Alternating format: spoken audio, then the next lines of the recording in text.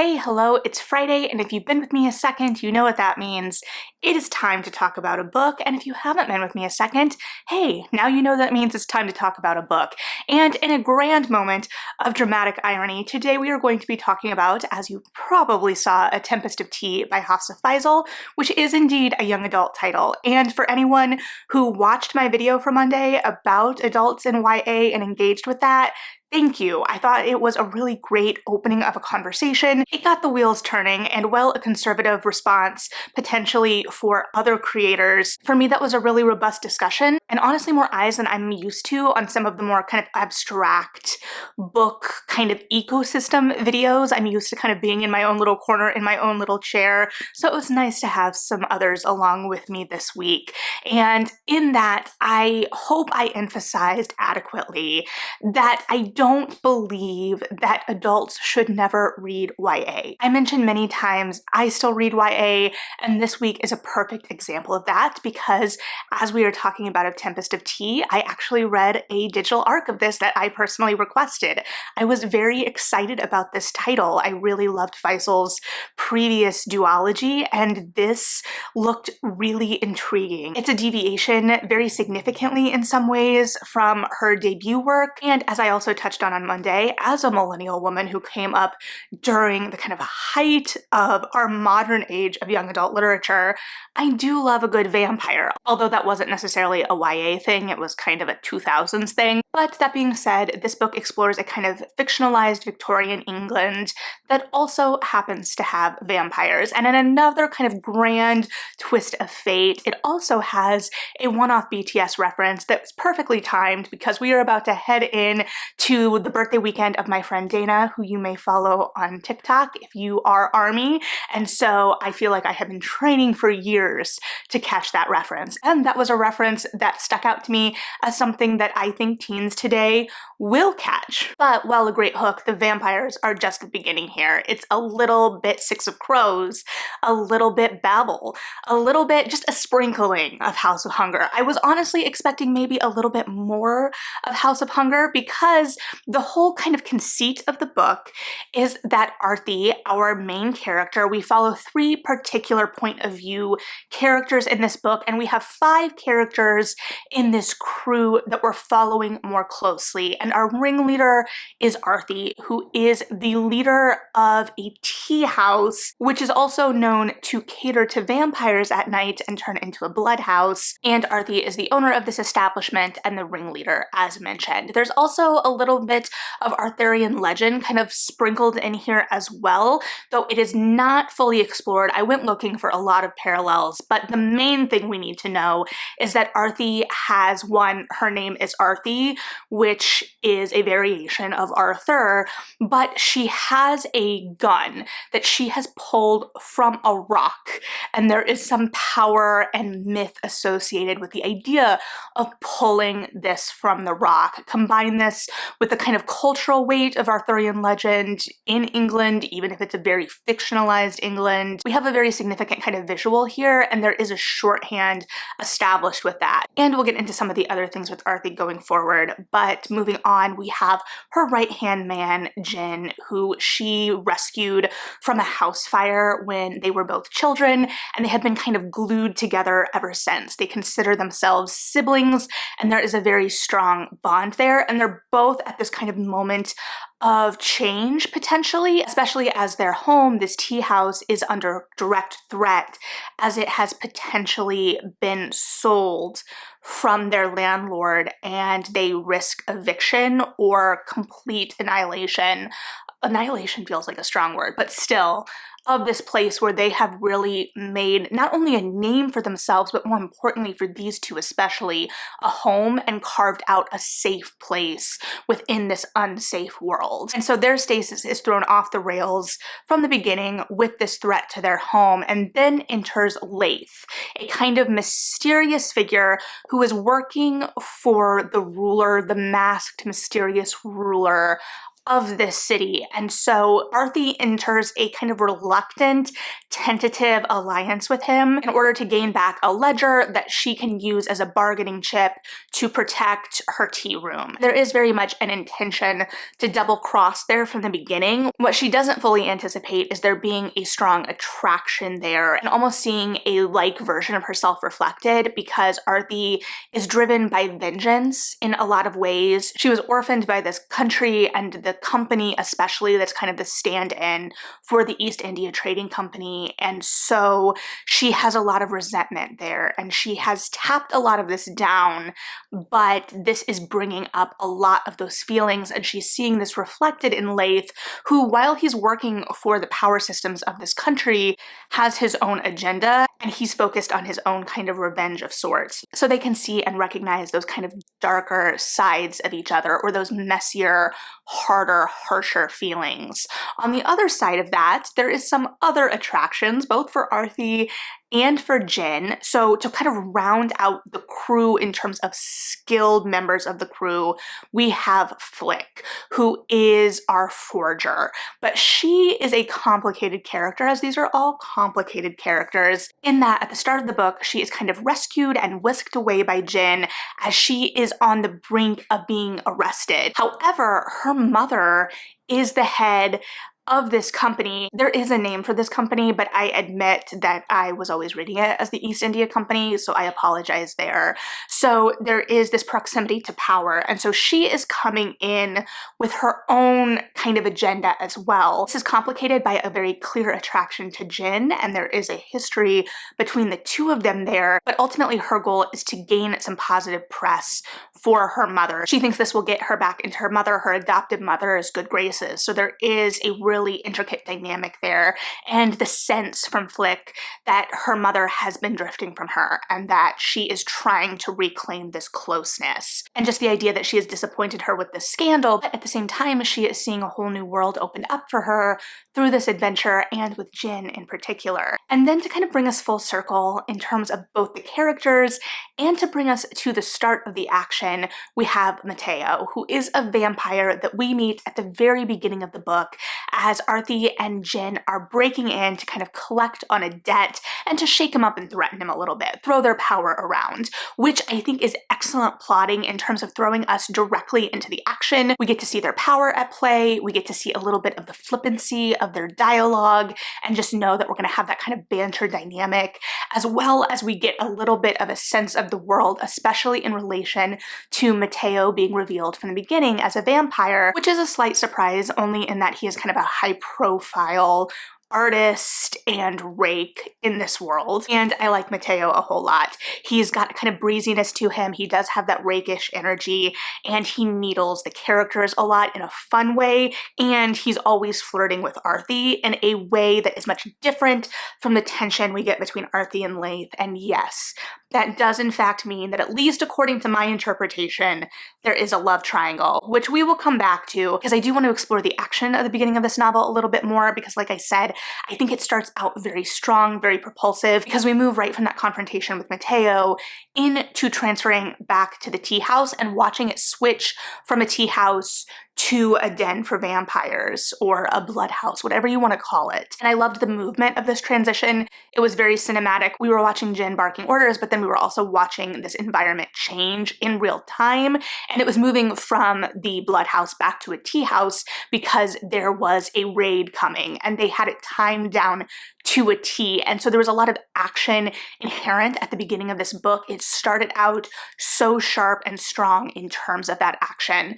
And I will admit that as we introduced the kind of heist angle of it, I felt we lost some of that momentum a little bit, and I think that this was twofold. I think it was both a little bit pacing and a little bit character work, and they were both complicated ultimately by the shape of the plot and where we wanted to end the book, which I'm not going to spoil, but we definitely were holding some cards back for the end. And while I could anticipate some of the cards that ultimately got played, I still really enjoyed the playing of them and thought it was a very successful hand as a metaphor for someone who hasn't played cards since high school. But I really, really enjoyed the end. Now, the getting there could at times be a little dicey in terms of the stakes and the forward momentum.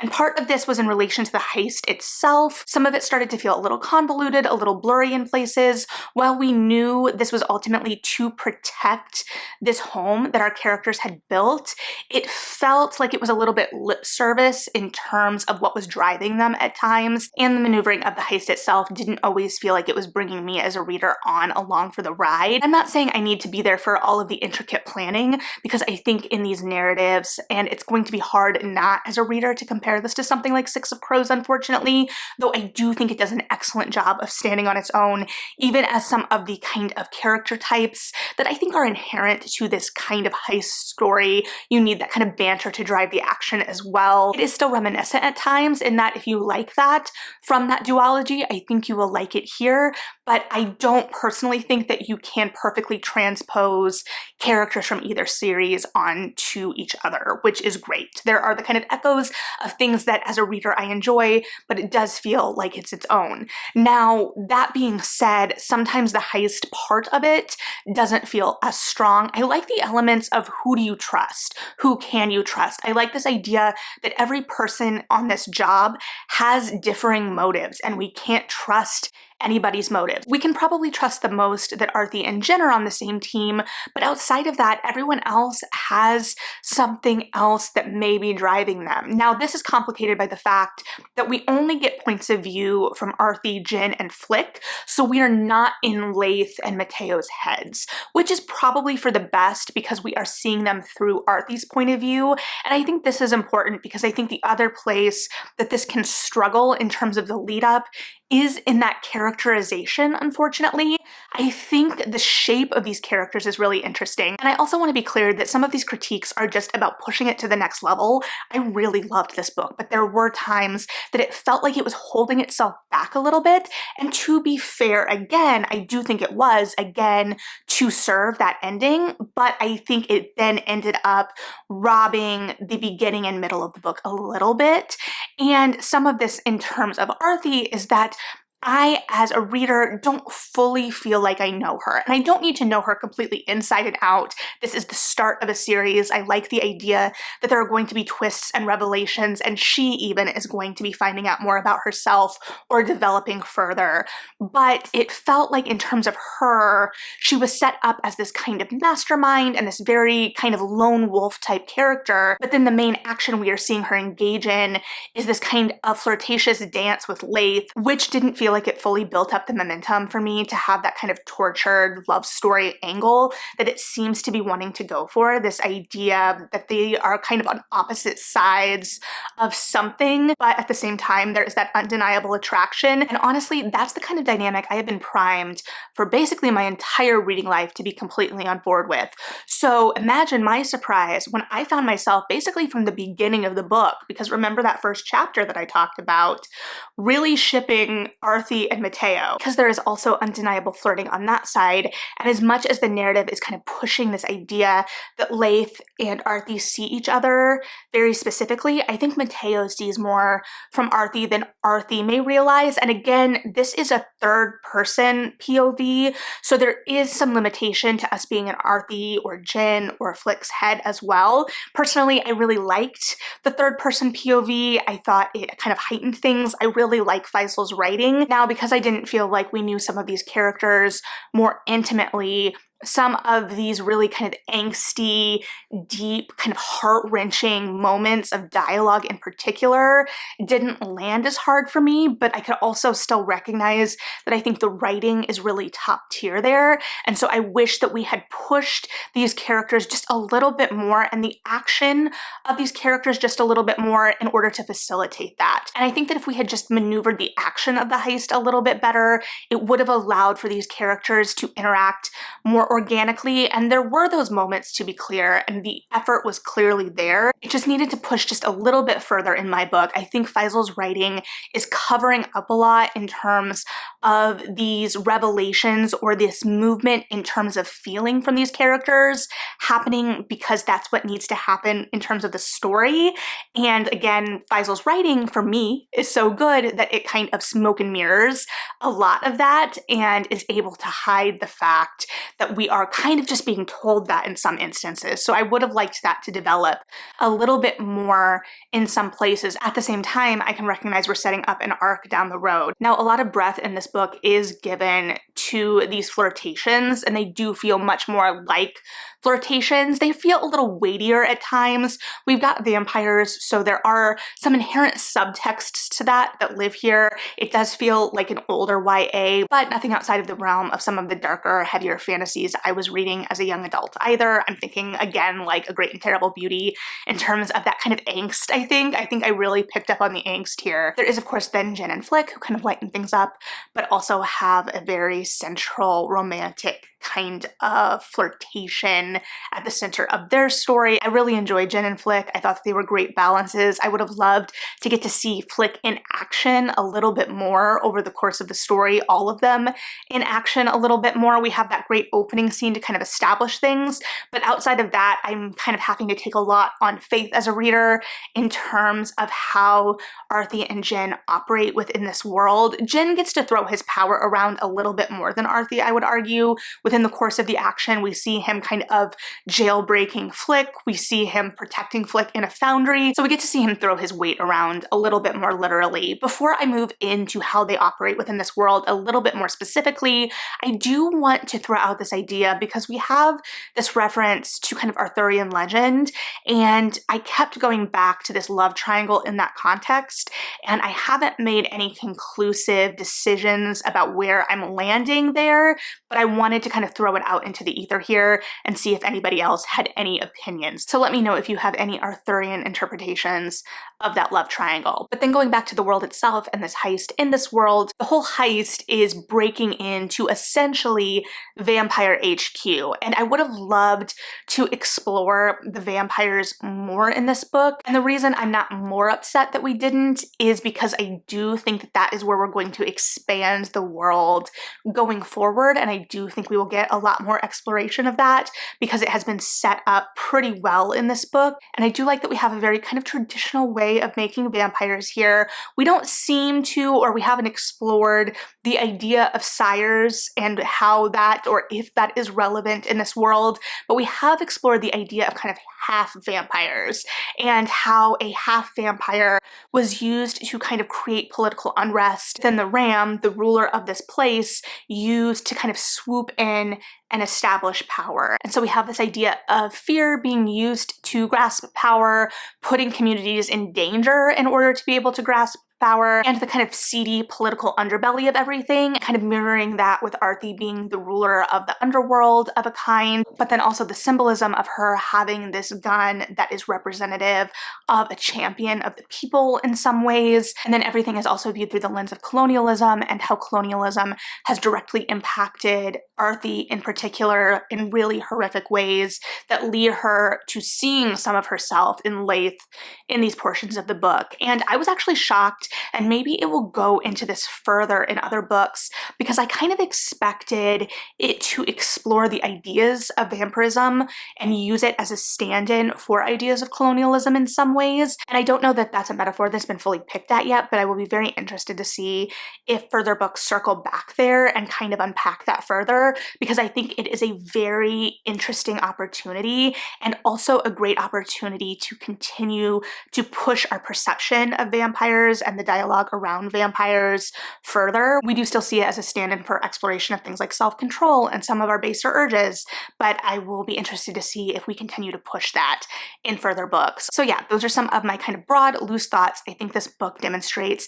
fantastic instincts. I am so interested in the world it is introducing here, even if it is a kind of fantastical transposing of our own histories, but I'm interested to see how that's going to be utilized. I think we have a really eclectic, interesting ensemble of characters here, and I will be interested to see how we continue to push both the world and the characters in subsequent books, because as I have mentioned, I think there were opportunities in this book to explore both a little bit more organically and to make the stakes a little bit more pressing and immediate, and to clarify that action just a little bit so that as readers, we really felt the weight of what was going on rather than feeling sometimes like we were just moving from beat to beat. And don't get me wrong, we moved very smoothly at times, and the writing did a lot of hand waving for us because I really do enjoy Hafsah Faizal's writing. I think that there were just opportunities to further elevate there, and because the writing is so good, we can explore those opportunities. So if you have read this, I would love to hear your thoughts. I predict this being a bigger book this year, but I guess we'll have to see how it plays out. Additionally, moving into the real world a little bit before we leave, especially because this book does grapple with ideas of colonialism, and also just because it's the right thing, and I realized I haven't been as vocal on this platform as I have been on others, but I will be including a link to the Palestinian Children's Relief Fund in the description. I'm not a large enough creator that I can create fundraisers in YouTube directly, but if you have the means to donate, please go ahead and do that. And I, of course, absolutely understand if you don't have the means. Things are really tight right now. But what we can all do regardless is continue to reach out to our representatives urging for a ceasefire. And if you are in the US, I will be including a link to find your representative as well, so you can continue using your voice in that way. So with that being said, thank you for hanging out and listening to my thoughts. Like and subscribe if you feel like it. Read something good. And yeah, bye.